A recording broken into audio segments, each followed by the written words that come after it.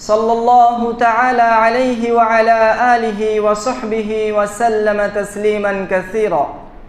يا أيها الذين آمنوا اتقوا الله حق تقاته ولا تموتن إلا وأنتم مسلمون. يا أيها الناس اتقوا ربكم الذي خلقكم من نفس واحدة وخلق منها زوجها وبث منهما رجالا كثيرا ونساء واتقوا الله الذي تساءلون به والأرحام إن الله كان عليكم رقيبا. يا أيها الذين آمنوا اتقوا الله وقولوا قولا سديدا يصلح لكم أعمالكم ويغفر لكم ذنوبكم ومن يطع الله ورسوله فقد فاز فوزا عظيما. أما بعد فإن خير الحديث كتاب الله وخير الهدي هدي محمد صلى الله عليه وسلم وشر الأمور محدثاتها وكل محدثة بدعة وكل بدعة ضلالة وكل ضلالة في النار. فأعوذ بالله السميع العليم من الشيطان الرجيم من همزه ونفخه ونفسه. بسم الله الرحمن الرحيم. يا أيها الذين آمنوا كتب عليكم الصيام كما كتب على الذين من قبلكم لعلكم تتقون. وقال النبي صلى الله عليه وسلم للصائم فرحتان رب اشرح لي صدري ويسر لي أمري واحلل عقدة من لساني يفقه قولي سبحانك لا علم لنا إلا ما علمتنا إنك أنت العليم الحكيم. সম্মানিত মুসলিম সমাজ, সর্বপ্রথমে একটি ঘোষণা মহিলাদের উদ্দেশ্যে যে আপনারা গত শুক্রবারে এই জুমার নামাজ আদায়ের ক্ষেত্রে যে রাস্তাটি দিয়ে এসেছিলেন মৃত হাফিজউদ্দিন সাহেবদের এই গলি দিয়ে সদর রাস্তা দিয়ে আপনারা সোজা ডাইরেক্ট সেকেন্ড ফ্লোর অর্থাৎ তৃতীয় তলাতে চলে যাবেন এবং সেখানে এই জুমায় একটি নতুন পদ্ধতি, সেটি সেলিটিভ ব্যবহার করা হয়েছে এবং দুইটি লাইন আপনাদের বেশি করা হয়েছে।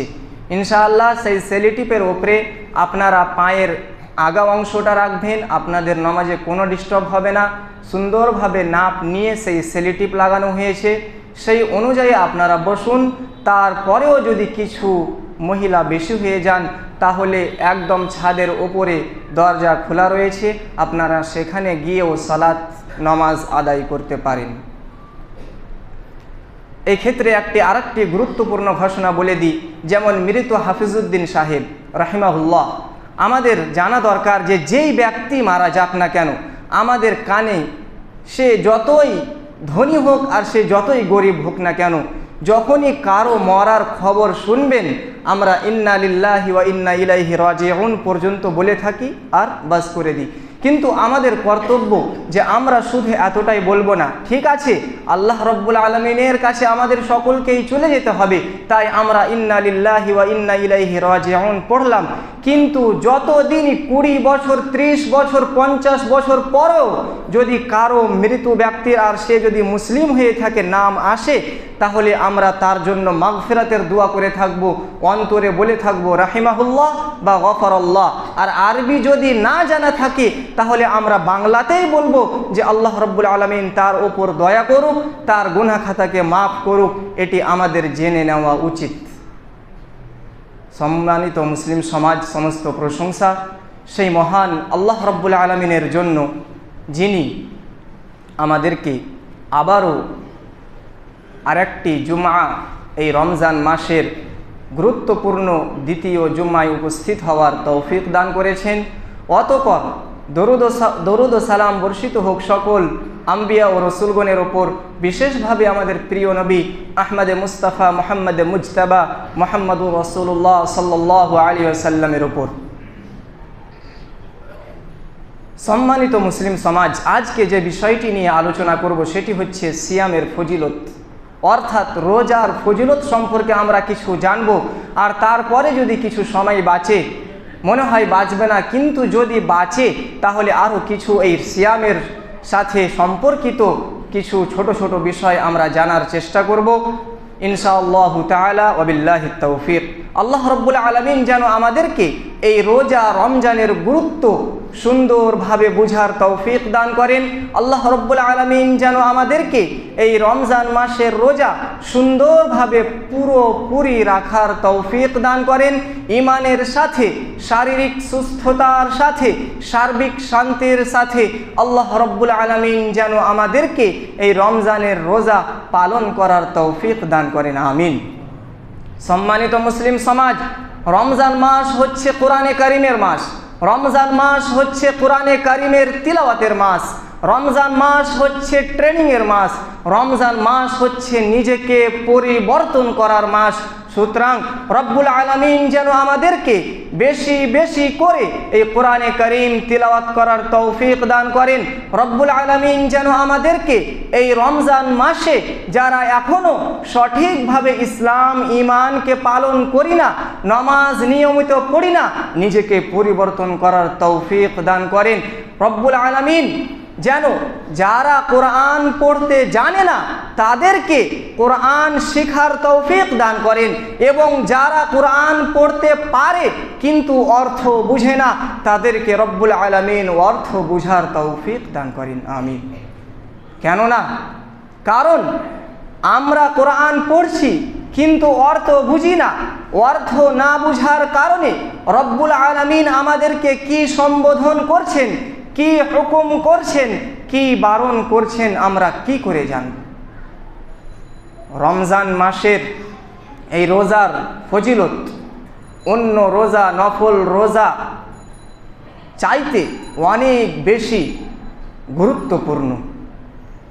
যেমন আমরা জানি যে ফরজ সালাত, ফরজ নামাজের গুরুত্ব সুন্নত কিংবা নফল নামাজের চাইতে অনেক বেশি গুরুত্বপূর্ণ। ঠিক তেমনি এই ফরজ জাকাতের গুরুত্ব যেমন অনেক বেশি, নফল দান সাদকার চাইতে তেমনি ফজিলতও অনেক বেশি। হাদিসে রয়েছে আল্লাহ রাব্বুল আলামিনের বাণী, রাসূলুল্লাহ সাল্লাল্লাহু আলাইহি ওয়াসাল্লাম আল্লাহ রাব্বুল আলামিন থেকে বর্ণনা করেন যে আবু হুরায়রা রাদিয়াল্লাহু তাআলা আনহু তিনি বলেছেন যে ক্বালা রাসূলুল্লাহ সাল্লাল্লাহু আলাইহি ওয়াসাল্লাম ক্বালা আল্লাহু আযজা ওয়া জাল, যে রাসূলুল্লাহ সাল্লাল্লাহু আলাইহি ওয়াসাল্লাম ইরশাদ করেছেন যে মহান আল্লাহ বলেন, কি বলেন, যে যেই ব্যক্তি আমার জন্য একটি রোজা রাখলো, কুল্লু আমালিন, হাদিসের মধ্যে কি রয়েছে, এটি হচ্ছে হাদিসে কুদসি, হাদিসের মধ্যে রয়েছে যে কুল্লু আমালা ইবনে আদম লাহু, যে আদম সন্তানের জন্য সমস্ত আমলের ক্ষেত্রে তার জন্য একটি অংশ রয়েছে, অর্থাৎ তাতে তার জন্য একটি আংশিক ভাগ রয়েছে, তাতে দুনিয়াদারি এসে যাওয়ার সম্ভাবনা রয়েছে, তাতে এই দুনিয়ার দিকগুলি ফুটে ওঠার সম্ভাবনা রয়েছে, তাতে সে লোক দেখানোর অধিকাংশ দিকগুলি তাতে ফুটে ওঠার সম্ভাবনা রয়েছে যদি তার নিয়তে লোক দেখানো উদ্দেশ্য থাকে, যার ফলে তার আমল নষ্ট হয়ে যায়। আর নষ্ট না হলে কমপক্ষে তার আমলে, তার নেকিতে কমতি চলে আসে। তাই আল্লাহ রাব্বুল আলামিন বলেন যে কুল্লু আমালা ইবনে আদম লাহু, আদম সন্তানের জন্য প্রত্যেকটি আমলে তার একটি অংশ রয়েছে, তবে ইল্লা সিয়াম, রোজা একেবারে ব্যতিক্রম। রোজা সম্পর্কে এমনটি নয়। তাহলে রোজা সম্পর্কে কেমন? আল্লাহ রাব্বুল আলামিন বলছেন রোজা লোক দেখানোর জন্য নয়। আপনি যদি চান যে আমি রোজা আছি, আমি লোককে দেখাবো, এটি কোনো রকমই সম্ভব না। যেমন আপনি নামাজ পড়েন,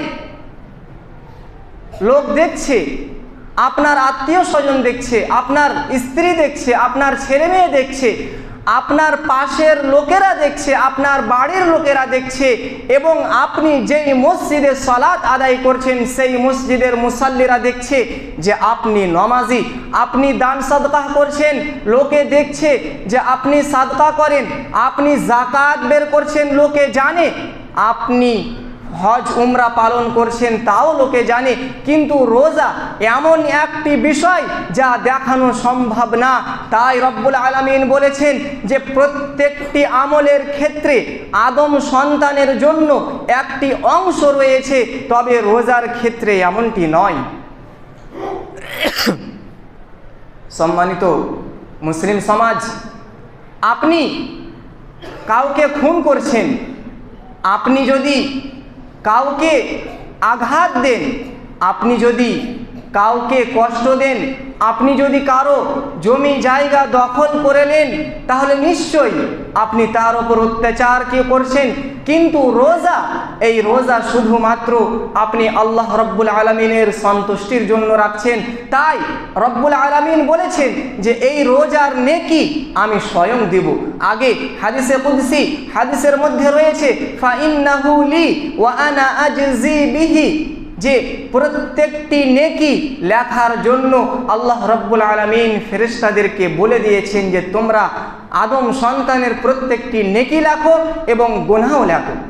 কিন্তু এই রোজা সম্পর্কে আল্লাহ রব্বুল আলামিন এতই খুশি হন বান্দাদের প্রতি যে রব্বুল আলামিন তিনি বলছেন যে ফাইন্নাহু লি ওয়া আনা আজজি বিহি, যে রোজা একমাত্র বান্দারা আমাকে সন্তুষ্টি করার উদ্দেশ্যেই রাখে, অর্থাৎ আমি স্বয়ং তার বদলা দেব, আমি নিজেই তার প্রতিদান দিব।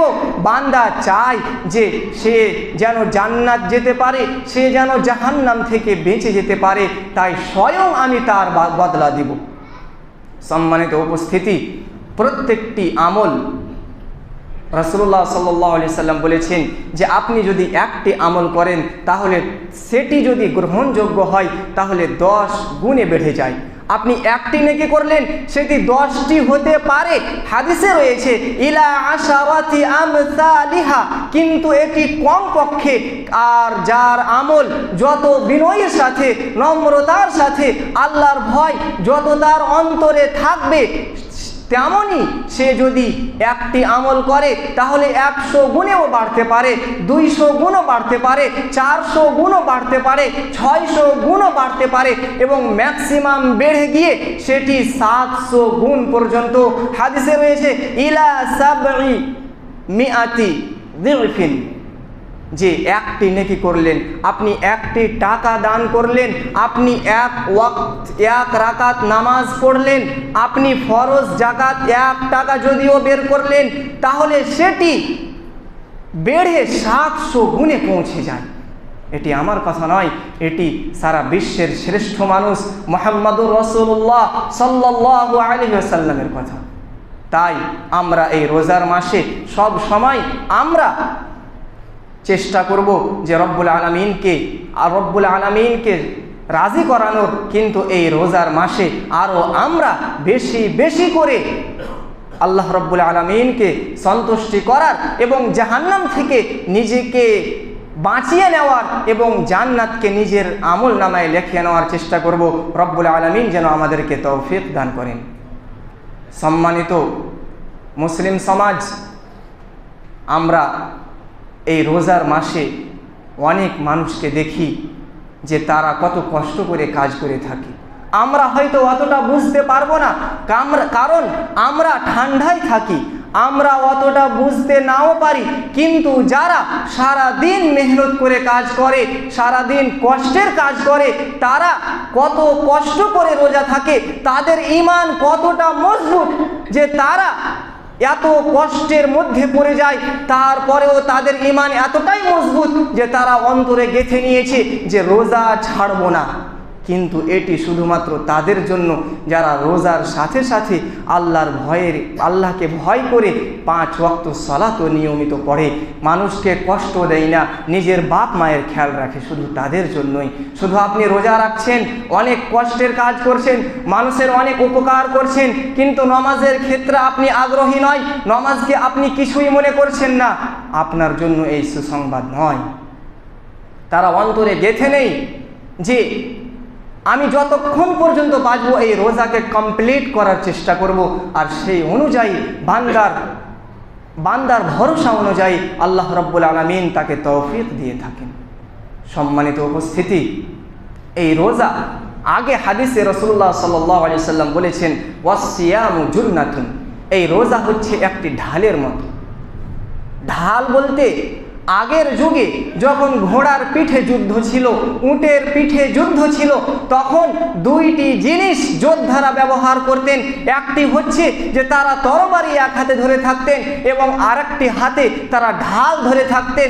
তরবারি দিয়ে মানুষের ওপর আক্রমণ করতেন এবং এই ঢাল দিয়ে যে আক্রমণ শত্রুরা করত সেটিকে রক্ষা করতেন। ঠিক এই রোজা যেমন একজন যোদ্ধা সেই ঢাল দিয়ে নিজেকে আত্মরক্ষার চেষ্টা করে, ঠিক তেমনি এই রোজা একজন রোজাদার ব্যক্তির জন্য ঢাল হয়ে দাঁড়ায় এবং সে বিভিন্ন গুনাহ থেকে বেঁচে থাকে। এই হাদিসের আরেকটি অর্থ হচ্ছে যে যেমন রোজা ঢাল, অর্থাৎ যেমন যোদ্ধা নিজেকে এই ঢাল দিয়ে রক্ষা করে, ঠিক তেমনি এই রোজা একজন ব্যক্তিকে শয়তানের চক্রান্ত থেকে বাঁচার, গুনাহ থেকে বেঁচে থাকার প্রশিক্ষণ দিয়ে থাকে। এই দুটি অর্থ আমরা এই হাদিসের মধ্যে জানলাম। যে প্রথমটি হচ্ছে যে যেমন ঢাল যোদ্ধা একজন যোদ্ধাকে রক্ষা করে, ঠিক রোজাও একজন সাইমকে, একজন রোজাদার ব্যক্তিকে রক্ষা করে। এবং দ্বিতীয় নম্বর হচ্ছে যে একজন রোজাদার ব্যক্তিকে গুনাহের কাজ থেকে বিরত রাখে। এবং এই রোজার দিনগুলিতে আমরা অনেকেই বিভিন্ন গুনাহ থেকে বেঁচে যাই, কিন্তু যেমন আমরা অনেকেই জেনে থাকি যে সুদ খাওয়া, ঘুষ খাওয়া হারাম, কিন্তু এটি শুধু এই রমজান মাসেই হারাম না, সারা বছর হারাম, সারা জীবন হারাম। আপনি সারা জীবন সুদ খাবেন, ঘুষ খাবেন, এটি আপনার জন্য যতদিন আপনার শ্বাস চলবে সারা জীবনের জন্য হারাম। আপনি কারো মাল অন্যায়ভাবে নিয়ে নিচ্ছেন, আপনি কারো হক নষ্ট করছেন, আপনি কারো মান ইজ্জত নষ্ট করছেন, এবং সবচাইতে বড় অপরাধ, সবচাইতে বড় ক্রাইম সেটি হচ্ছে আপনি আল্লাহ এবং রসুলের হক নষ্ট করছেন। সামাজিকভাবে অনেক অপরাধকে স্বীকৃতি দেওয়া হয়েছে, অনেক অপরাধকে সামাজিকভাবে ক্রাইম বলা হয়েছে, এবং এই ক্রাইমগুলি যারা করে তাদেরকে ক্রিমিনাল বলা হয়েছে। যেমন চুরি করা, ডাকাতি করা, ছিনতাই করা, ঠিক এমনই মারধর করা, কোলাহল করা এবং ব্যভিচার করা, জেনা করা, মদ খাওয়া, সুদ খাওয়া, যেমন এবং ড্রাগস, গাঁজা খাওয়া, এগুলি যেমন সামাজিকভাবে স্বীকৃত পেয়েছে যে এইগুলি হারাম, অমুসলিমও এগুলিকে হারাম এবং এগুলিকে নিজের স্বাস্থ্যের জন্য ক্ষতিকর মনে করে থাকে। কিন্তু ইসলাম হচ্ছে, এইগুলি তো হারাম, কিন্তু ইসলাম হচ্ছে প্রতিটি জীবনের সার্বিক দিকের নাম। ইসলাম পূর্ণাঙ্গ বিধানের নাম। ইসলামের সবচাইতে বড় অপরাধ হচ্ছে যে আপনি আল্লাহর সাথে কাউকে শিরক করলেন, আপনি আল্লাহ এবং রাসূলুল্লাহ সাল্লাল্লাহু আলাইহি ওয়াসাল্লামের হক নষ্ট করলেন। সম্মানিত মুসলিম সমাজ, সময় প্রচুর সংক্ষেপে, প্রচুর স্বল্প, তাই খুব সংক্ষেপে আমি আমার বক্তব্য রাখার চেষ্টা করছি। আমরা জানতে পারলাম যে সামাজিকভাবে যে গুনাহগুলিকে হারাম বলে, ক্রাইম বলে, সেইগুলি তো ক্রাইম, কিন্তু তার ঊর্ধ্বে সবচাইতে বড় ক্রাইম, সবচাইতে বড় অপরাধ সেটি হচ্ছে যে আপনি আল্লাহর হক নষ্ট করবেন, আপনি আল্লাহ এবং রসুলের হক নষ্ট করবেন, আপনি মাজারে গিয়ে সাজদা করবেন, আপনি দুর্গা দরগাকে সাজদা করবেন, আপনি পাথরকে সাজদা করবেন, আপনি মাজারের কাছে গিয়ে আপনি সাহায্য চাইবেন, আপনি জিনের কাছে সাহায্য চাইবেন, আল্লাহ ছাড়া অন্য কারো কাছে আপনি সাহায্য চাইবেন, আপনি ভবিষ্যৎ সম্পর্কে জানতে চাইবেন। এগুলি হচ্ছে সবচাইতে বড় অপরাধ। সম্মানিত উপস্থিতি, সবচাইতে বড় অপরাধ হচ্ছে আল্লাহ এবং রসুলের হক নষ্ট করা।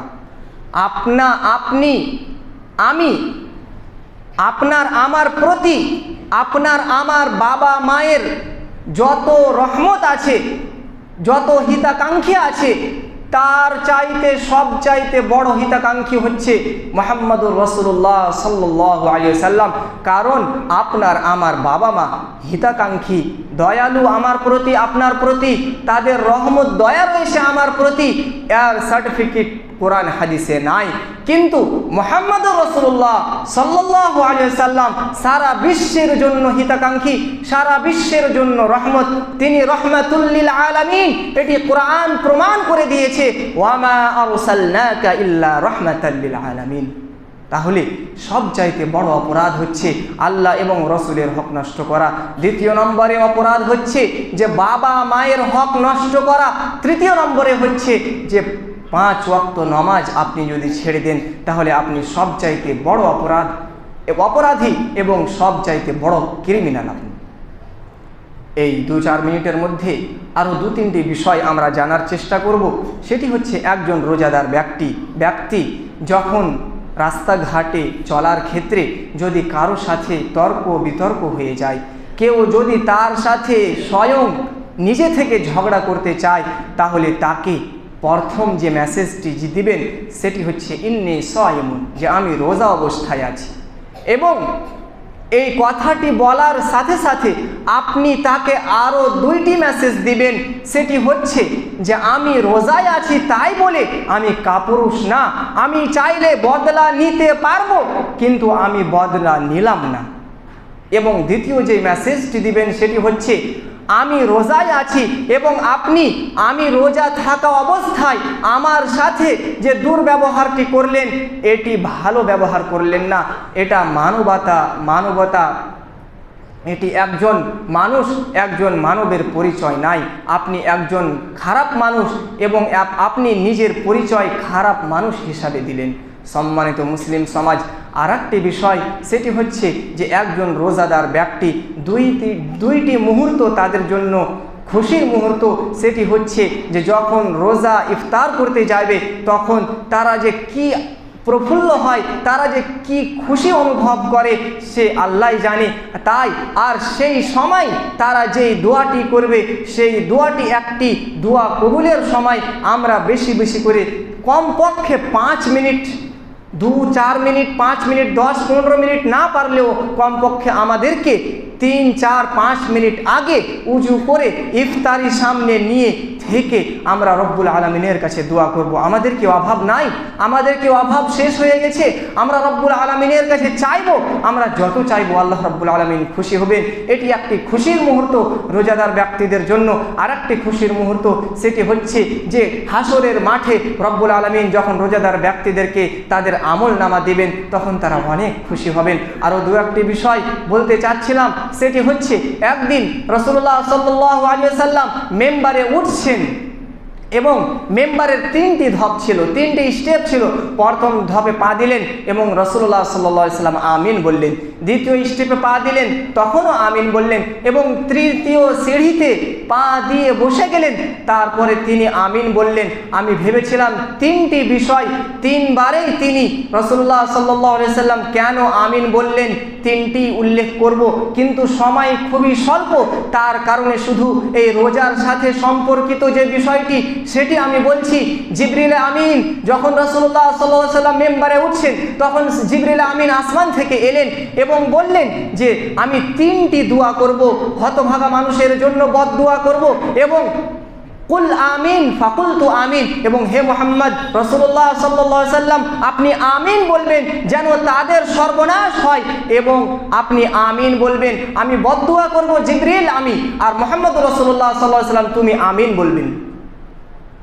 তার মধ্যে একটি যেটি যারা এই রমজান মাস পেল, এই রমজানের গুরুত্বপূর্ণ মাস, বরকতময় মাস পেল, কিন্তু তারা নিজের গুনাহ খাতাকে মুছে নিতে পারলো না, তারা জাহান্নাম থেকে নিজেকে বের করে নিতে পারলো না, তারা নিজেদের আমল নামায় জান্নাত লিখে নিতে পারলো না, তাদের সর্বনাশ হোক। তখন রাসূলুল্লাহ সাল্লাল্লাহু আলাইহি ওয়াসাল্লাম আমিন বললেন।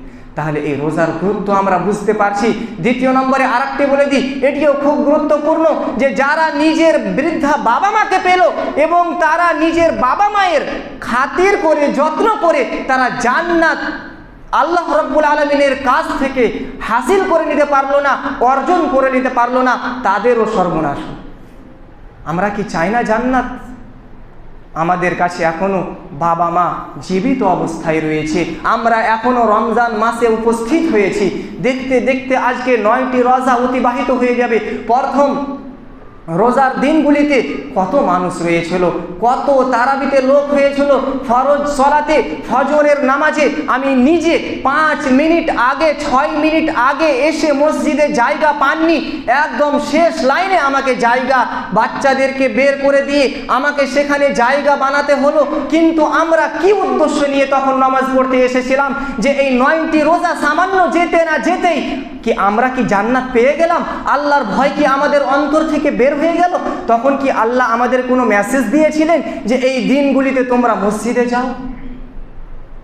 কমপক্ষে আল্লাহকে সন্তুষ্টি করার জন্য, মানুষের লাভের জন্য নয়, স্বয়ং নিজের লাভ বুঝুন।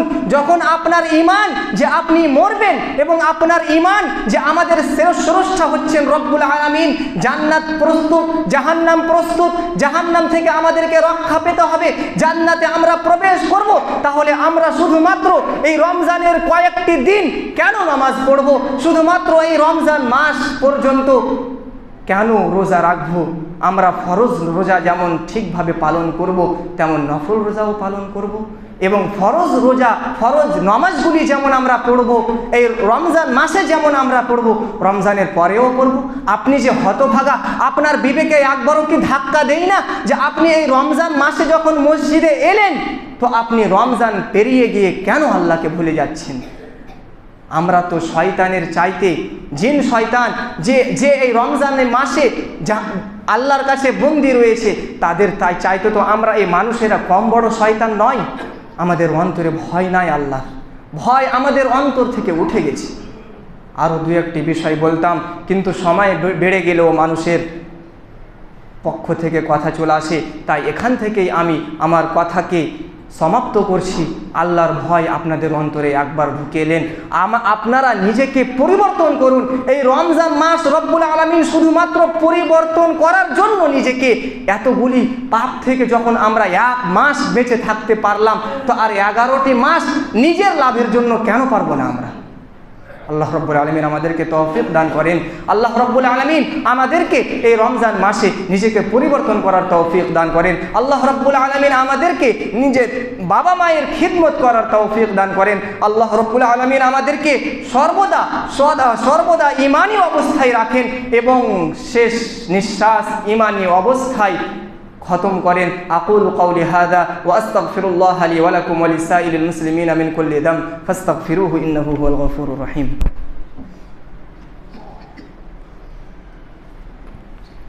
আলহামদুলিল্লাহি ওয়াহদাহু ওয়াস সালাতু ওয়াস সালামু আলা মান লা নাবিয়্যা বা'দা আম্মা বা'দ فأعوذ بالله من الشيطان الرجيم بسم الله الرحمن الرحيم إن الله وملائكته يصلون على النبي يا أيها الذين آمنوا صلوا عليه وسلموا تسليما। সম্মানিত মুসলিম সমাজ, সময় যতই বেড়ে যাক, আরেকটি কথা আপনাদেরকে না বলে আমি থাকতে পারছি না। সেটি হচ্ছে এই জুমার দিন, দিনের মধ্যে সবচাইতে গুরুত্বপূর্ণ এবং মর্যাদাপূর্ণ দিন। এই দিনে আপনি বেশি বেশি করে রাসূলুল্লাহ সাল্লাল্লাহু আলাইহি ওয়াসাল্লামের প্রতি দরুদ পাঠান। আর দরুদের অর্থ হচ্ছে আপনি যখনই আল্লাহুম্মা সাল্লি ওয়া সাল্লিম আলা নবিয়িনা মুহাম্মাদিন সাল্লাল্লাহু আলাইহি ওয়াসাল্লাম বা কম পক্ষে সাল্লাল্লাহু আলাইহি ওয়াসাল্লাম কিংবা নামাজে যে দরুদে ইব্রাহিম রয়েছে এইগুলি পড়ুন। তাহলে আপনি যদি একবার পড়েন, তাহলে আল্লাহর পক্ষ হতে আপনার প্রতি 10 বার করে রহমত আসবে, রহমতের ছায়া আসবে। এবং আবার জুমার দিনের মধ্যে এটি রমজানের মাস, আমরা যেন না ভুলে যাই। আমরা বেশি বেশি করে আল্লাহ রাব্বুল আলামিনের কাছে দোয়া চাইব নিজের হিদায়াতের জন্য। সুবহানা রাব্বিকা রাব্বিল ইজ্জাতি আম্মা ইয়াসিফুন ওয়া সালামুন আলাল মুরসালিন ওয়ালহামদুলিল্লাহি রাব্বিল আলামিন।